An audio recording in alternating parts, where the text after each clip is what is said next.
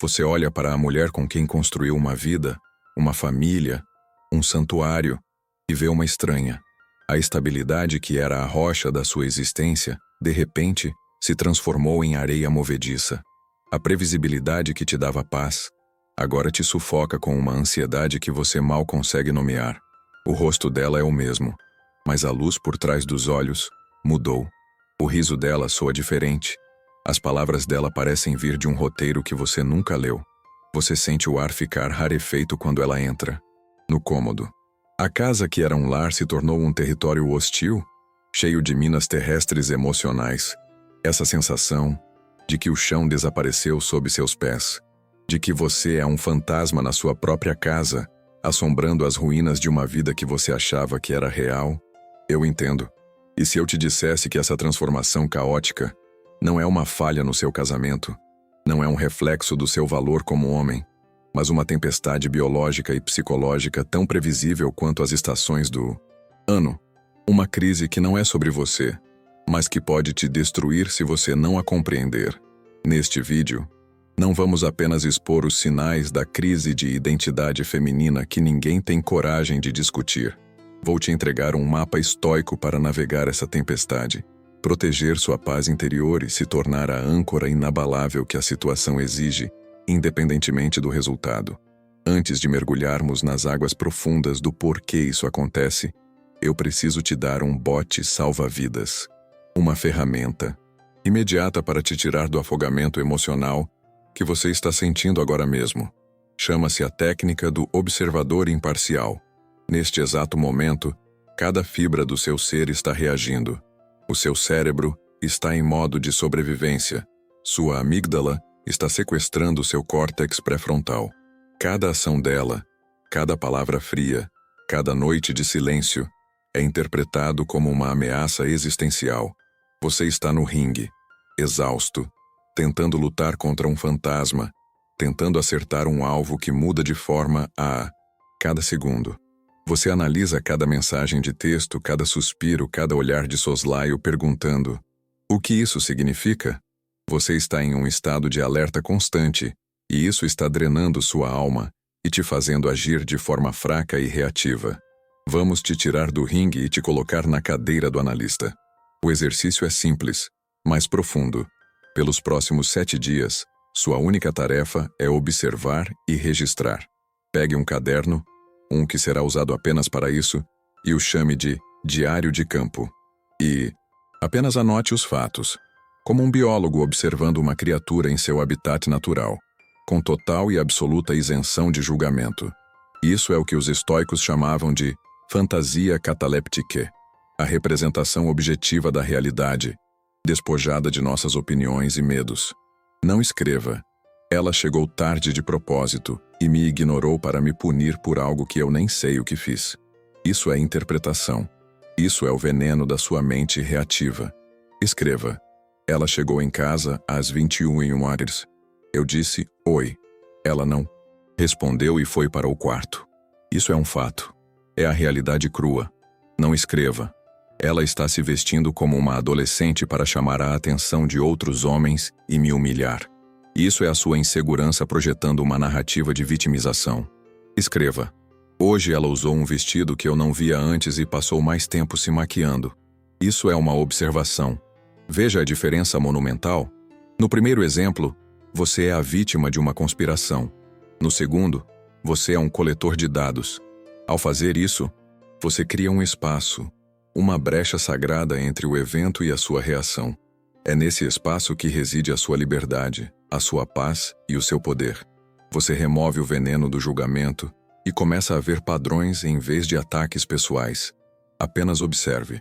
Isso vai baixar sua reatividade em 80% e te dar a clareza mental para usar as ferramentas que vêm a seguir. E por que essa técnica simples de distanciamento é tão absurdamente poderosa? Porque ela é a porta de entrada para uma das mais antigas e eficazes sabedorias da humanidade, forjada nas batalhas, nos fóruns da Roma Antiga e mais recentemente nos campos de prisioneiros do Vietnã. É a filosofia estoica.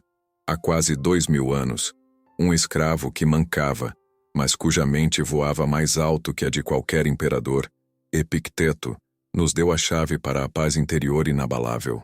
Ele a chamou de dicotomia do controle, a distinção fundamental entre o que está e o que não está em nosso poder. O almirante James Stockdale, o prisioneiro de guerra americano, de mais alta patente no Vietnã, sobreviveu a 7 anos de tortura não por otimismo cego, mas aplicando Epicteto.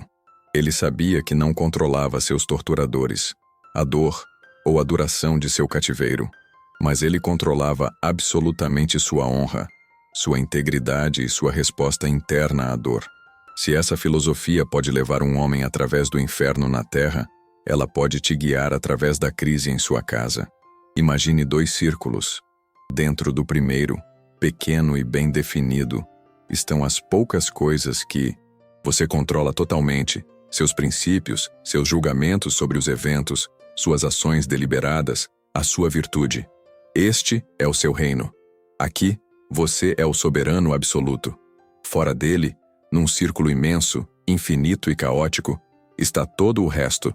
A opinião dos outros, a saúde do seu corpo, a sua riqueza, o clima, e sim, a crise existencial, a química cerebral, as inseguranças e as pressões sociais que operam dentro da mente da sua esposa. Todo o sofrimento humano, diziam os estoicos, vem da tolice de tentar controlar o círculo de fora, de tentar reinar sobre terras que não nos pertencem. Seu sofrimento, meu amigo, não vem da mudança dela, vem da sua crença apaixonada e equivocada de que ela não deveria mudar. Vem da sua tentativa desesperada de ser o mestre da mente e do coração dela, um território sobre o qual você nunca teve, e nunca terá, controle. A paz não está em controlá-la. A liberdade não está em consertá-la. Está em dominar, com excelência, o único círculo que te pertence, o seu. Com essa verdade radical como nossa bússola, vamos navegar os 4 capítulos desta tempestade. Capítulo 1. A biologia do pânico. O colapso da identidade. Para entender a crise, você precisa entender a fundação sobre a qual a identidade feminina foi socialmente construída por séculos. A validação externa através da beleza e do poder do desejo. Não é uma falha de caráter, é um software cultural instalado desde o nascimento. Desde menina, ela foi imersa em contos de fadas, filmes, revistas e, agora no fluxo infinito do Instagram, com uma mensagem implacável e subconsciente, seu valor supremo é proporcional à sua capacidade de ser desejada. E por 20 anos, talvez dos 15 aos 35, esse sistema funciona com uma eficácia brutal. A atenção masculina é abundante, um recurso natural que parece inesgotável. A validação é constante. A identidade, portanto, parece sólida como uma rocha. Então, a biologia, uma força indiferente a sentimentos e planos de vida, começa a cobrar seu preço, inevitável. O rosto no espelho muda. Pequenas linhas aparecem ao redor dos olhos que antes só refletiam confiança. A gravidade se torna um inimigo real, não uma anedota. A atenção na rua diminui. O fluxo constante de validação externa que alimentava sua autoestima começa a secar, como um rio na estiagem. E o que acontece quando uma identidade construída sobre a areia da aprovação alheia enfrenta a maré implacável do tempo? Ela desmorona. Isso não é sobre vaidade. É muito mais profundo. É um colapso existencial. Pense em Laura. Laura foi a rainha do baile no colégio, a garota mais popular da faculdade. Homens competiam por sua atenção. Sua identidade era a mulher desejada. Hoje, aos 42 no supermercado, ela se sente invisível. O jovem no caixa olha através dela. A sensação não é de alívio, é de anulação. Ela se pergunta: se não sou mais desejável, quem eu sou? Some-se a isso o paradoxo da liberdade moderna. A sociedade diz a ela: você pode ter tudo. Uma carreira brilhante, um corpo perfeito, maternidade exemplar, uma vida social vibrante. Mas essa promessa é uma armadilha. Aos 40, ela olha para trás e vê as portas que se fecharam, as escolhas que fez e as que não fez. A carreira que talvez não decolou como ela sonhava, o corpo que não responde mais da mesma forma, A liberdade se transforma em uma gaiola de expectativas não cumpridas, e o pânico se intensifica. O erro fatal, e a fonte da crise, é ter construído o castelo da autoestima no terreno dos externos, coisas que o tempo, a sorte e a opinião alheia podem e vão tirar de você. O estoico, por outro lado, constrói sua cidadela interior com os únicos materiais à prova de tempo: os internos. As 4 virtudes cardeais: sabedoria, entender o que é bom, mal e indiferente; justiça, tratar os outros com equidade; coragem, enfrentar as dificuldades com integridade; e temperança, moderação e autodomínio. A beleza física é um ativo depreciativo. O caráter, no entanto, é um ativo que pode acumular juros compostos ao longo de toda uma vida. A crise da sua parceira explode porque ela está vivendo a falência de um ativo no qual ela, talvez inconscientemente, investiu a vida inteira. E no pânico da falência, as pessoas queimam pontes e tomam decisões desesperadas para tentar recuperar um valor que já se foi. Capítulo 2. A fome por validação, dopamina, nostalgia e o estranho. O cérebro dela está, literalmente, sendo religado por uma combinação de mudanças hormonais e pânico psicológico. O sistema de recompensa que era satisfeito com um jantar romântico, um abraço ou uma conversa sincera aos 25, agora precisa de um terremoto emocional para sentir um leve tremor. O nome disso é tolerância à dopamina. A dopamina é o neurotransmissor da busca, da novidade, da recompensa antecipada. É o talvez que nos move. Sua presença constante, seu amor estável, seu cuidado previsível. Neurologicamente, eles são como um salário fixo. Dão segurança, mas não geram mais picos de euforia. Você é o porto seguro. Mas o cérebro dela, em pânico existencial, não quer segurança. Ele quer um sinal de que ainda é um navio desejável, capaz de navegar em alto mar e atrair outros olhares. É por isso que um único elogio de um estranho no trabalho ou de um personal trainer na academia pode ter um peso químico maior do que uma década de sua devoção. O seu amor é visto como uma obrigação, parte do contrato do casamento. É previsível. A atenção do estranho, no entanto, é uma escolha livre e inesperada. É novidade. É uma dose pura e potente de dopamina que grita no cérebro dela: você ainda importa. Você ainda é visível. É como um viciado que não sente mais o efeito da sua dose usual e de repente encontra uma droga nova e mais forte.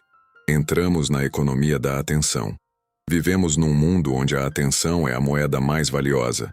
Nas redes sociais, ela recebe microdoses de atenção barata e abundante de dezenas de estranhos. Isso inflaciona o mercado.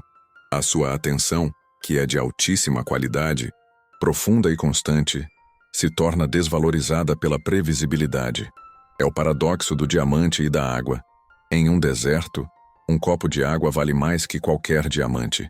Sua esposa está em um deserto emocional de autodúvida, e a água fresca da atenção de um estranho parece mais valiosa do que o baú de tesouros do seu compromisso. Essa busca desesperada por dopamina também alimenta a nostalgia tóxica. Quando ela fala com um brilho febril nos olhos sobre os velhos tempos, sobre a vida de solteira, sobre ex-namorados, ela não está com saudades deles como pessoas. Ela está com saudades da pessoa que ela era na presença deles, jovem, cheia de opções, com o poder intoxicante do desejo a seu favor. Ela está tentando, pela memória, sentir aquele pico químico de novo. A ferramenta estoica para você, o homem que observa isso, é praticar o amor fati, ou o amor ao destino. Não é ser frio ou distante. É amar profundamente, mas sem a necessidade desesperada de um retorno específico. É aceitar e até, mesmo amar a realidade como ela é, incluindo esta crise. É dar o seu melhor como parceiro não para obter uma reação dela, mas porque dar o seu melhor é a sua própria recompensa. É a expressão da sua virtude.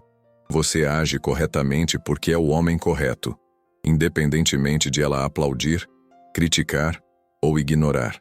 Essa postura te liberta da montanha-russa emocional dela e te torna uma força da natureza, estável e autossuficiente. Capítulo 3. Sinais de alerta no campo de batalha. O guia de campo. Estoico. O caos tem padrões.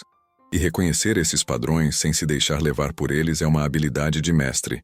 Aqui estão os sinais de alerta, expandidos, e a contramedida estoica para cada um.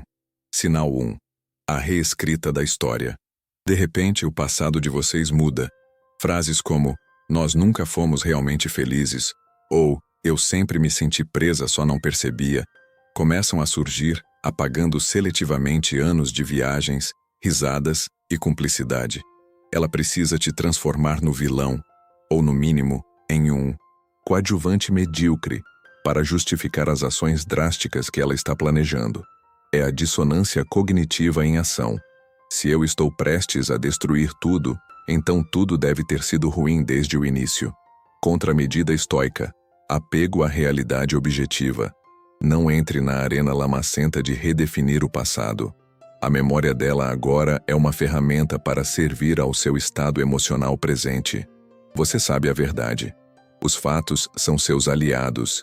Em vez de discutir e gritar, isso é mentira, diga, calmamente, com a firmeza de um juiz.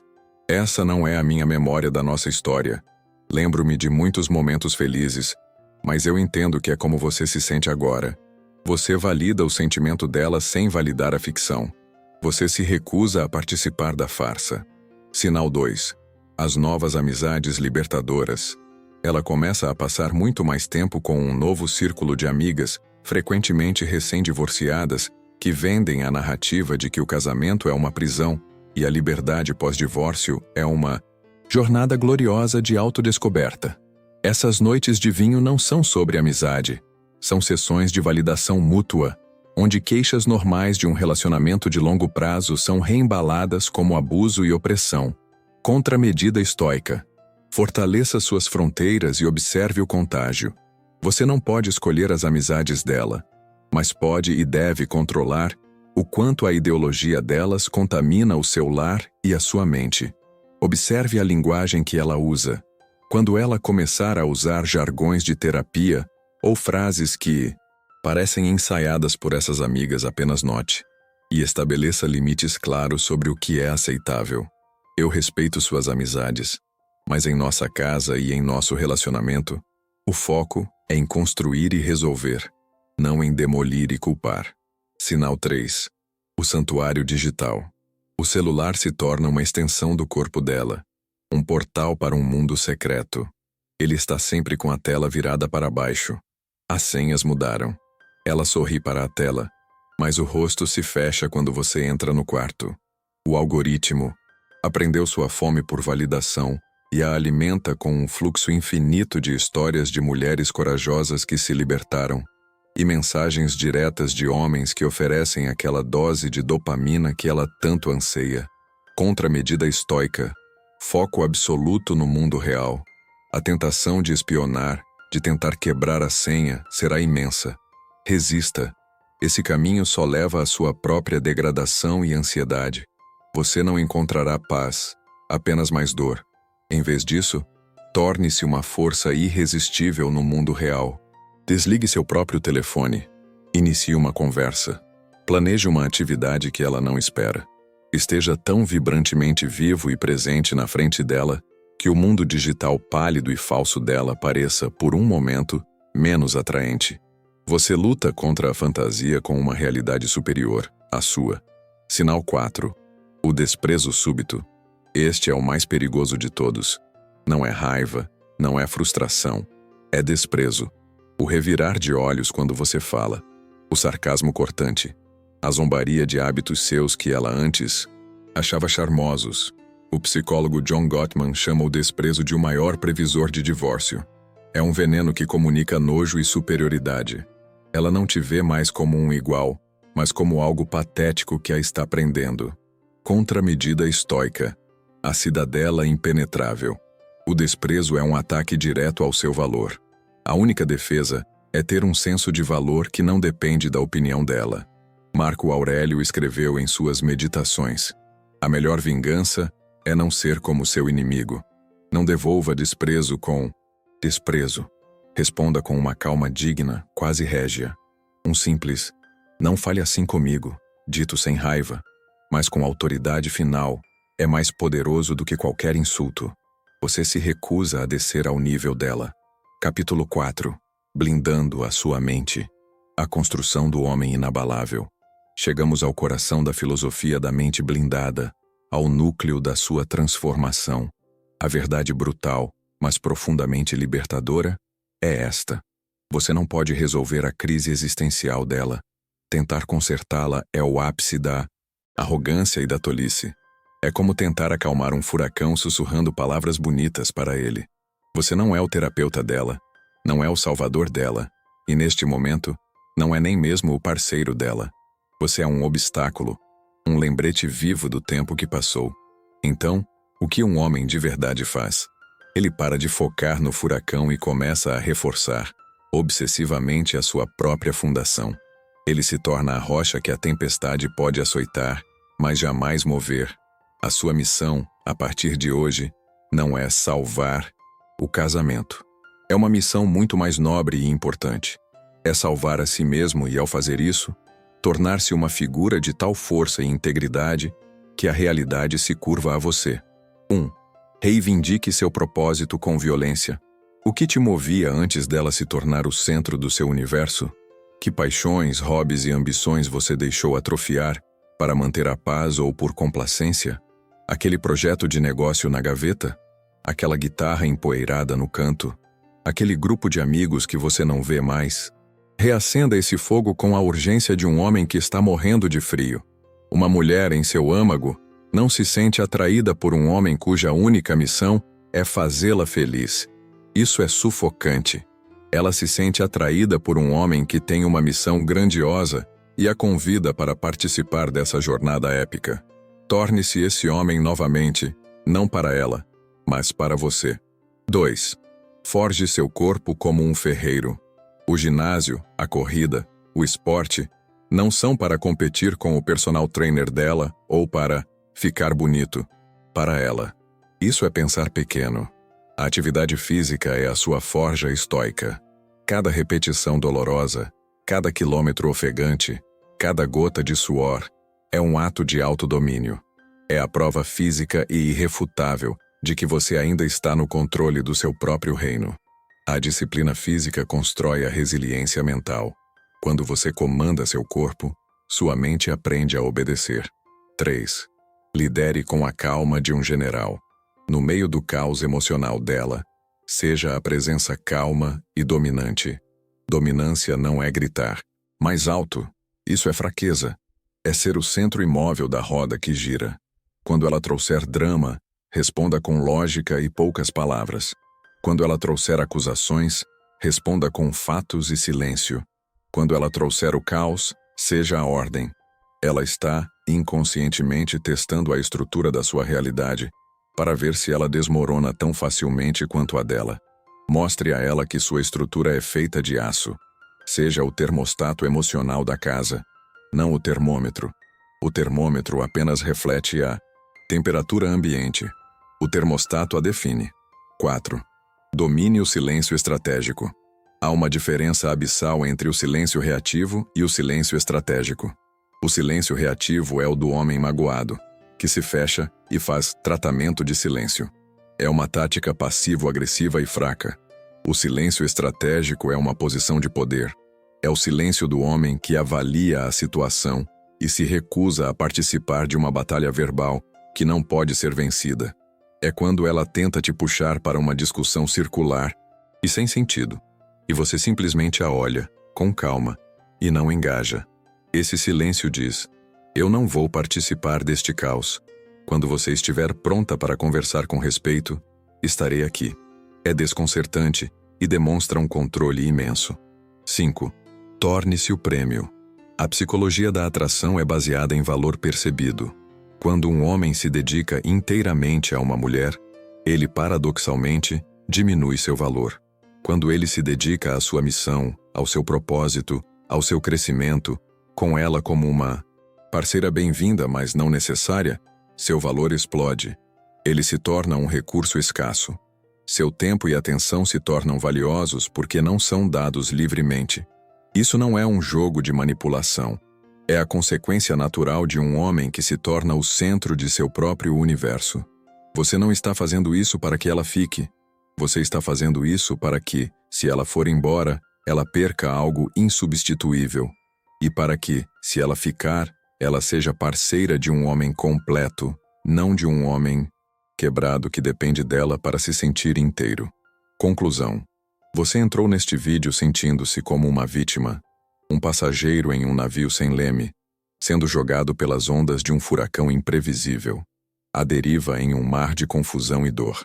Agora, você tem o mapa meteorológico. Você entende as forças biológicas, psicológicas e sociais que estão em jogo. E mais importante, você entende que a única coisa que você pode e deve controlar não é a tempestade, mas o seu barco e a firmeza da sua mão no leme. A mente blindada não é aquela que nunca enfrenta a tempestade. Essa mente não existe. A mente blindada é aquela que se torna o centro calmo dela, a âncora que se recusa a ceder. A jornada dela é dela. A sua crise existencial, o seu medo do envelhecimento, a sua busca desesperada por validação. Você não pode carregar esse fardo por ela. Tentar fazer isso irá afogar os dois. Mas você pode carregar o seu. Você pode escolher a virtude em vez do vício da reatividade. Você pode escolher a força em vez da autopiedade. Você pode e deve escolher se tornar um homem que não é definido pela validação ou rejeição de uma mulher, mas pela força inabalável do seu próprio caráter.